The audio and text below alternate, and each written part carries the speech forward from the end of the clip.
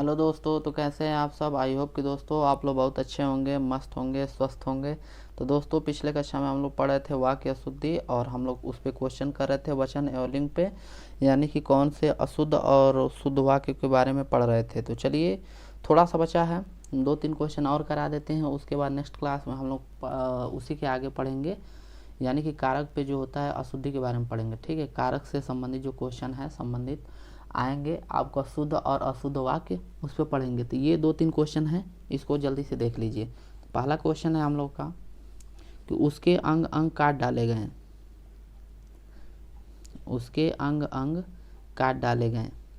तो यहाँ पे आपको साफ समझ में आ रहा है कि यहाँ पे वचन से संबंधित अशुद्धियाँ हैं, क्योंकि उसके अंग यानी कि किसी एक ही पर्सन की बात हो रही है।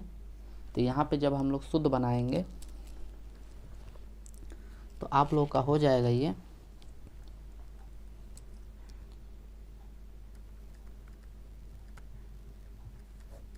उसका अंग अंग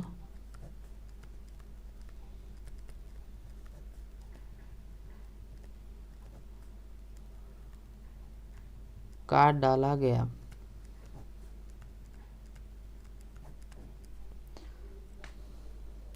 उसका अंग अंग काट डाला गया।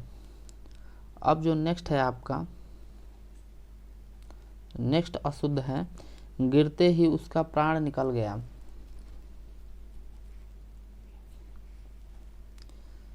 गिरते ही उसका प्राण निकल गया।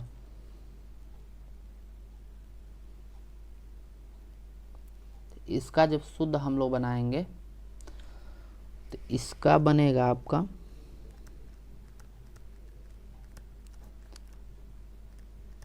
गिरते ही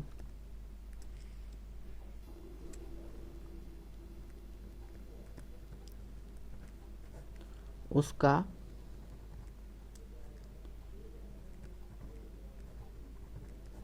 प्राण निकल गए। गिरते ही उसका प्राण निकल गए। ठीक, तो ऐसे ही देखने में अशुद्धियाँ देखिए ऐसे ही होता है, वचन से, लिंग से, कारक से, सर्वनाम से, संज्ञा से। ठीक है, क्योंकि यहाँ पे समझ नहीं आता है, लेकिन जब आप लोग वचन और लिंग अच्छे से और सभी हिंदी को पूरा ये मिक्स करके इसमें क्वेश्चन आता है, तो आप लोग जब पूरा सिलेबस पूरा कंप्लीट कर लेंगे तो आप लोग को अच्छे से समझ में आने लगा कि यहाँ पे क्या क्या प्रयोग हो रहा है। ठीक है, क्योंकि यहाँ पे सब चीज़ों का मिक्स है और क्वेश्चन आना ही है, एक या दो क्वेश्चन आता है। तो आप लोग देखिए छोटा छोटा ही गलती आपको एग्ज़ाम में गलत करा देते हैं। ठीक, अब नेक्स्ट है हम लोग का कक्षा में 20 बच्चा अवश्य होना चाहिए।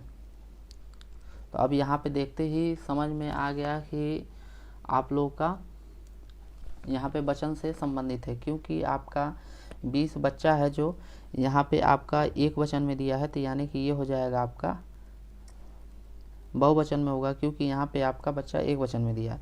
तो यहाँ पे आप लोग का हो जाएगा, क्योंकि बहुत सारे बच्चे की बात हो रहा है, कक्षा में 20 बच्चे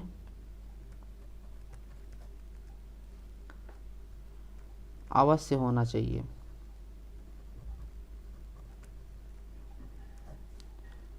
अवश्य होने चाहिए।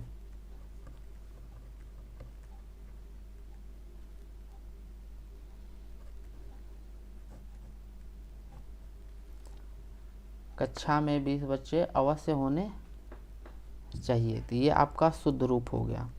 ठीक है, तो दोस्तों यहाँ पे क्या बोलते हैं, वचन और लिंग से क्वेश्चन लगभग हम लोग ख़त्म कर चुके हैं, क्योंकि थोड़ा ही था इसमें। ऐसे ही आप लोग को क्वेश्चन एग्जाम में देखने को मिलेगा।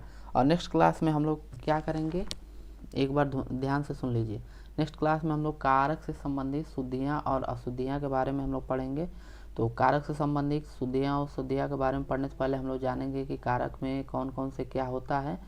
ठीक है, तो वहाँ पे हम लोग अव्यय अव्यय के बारे में पढ़ेंगे। ठीक है, तो वहाँ से नेक्स्ट क्लास में देखेंगे। तब तक यहाँ पे दोस्तों इतना ही रहने देते हैं। तो आज के लिए इतना ही, मिलते हैं नेक्स्ट क्लास में। तब तक के लिए दोस्तों धन्यवाद।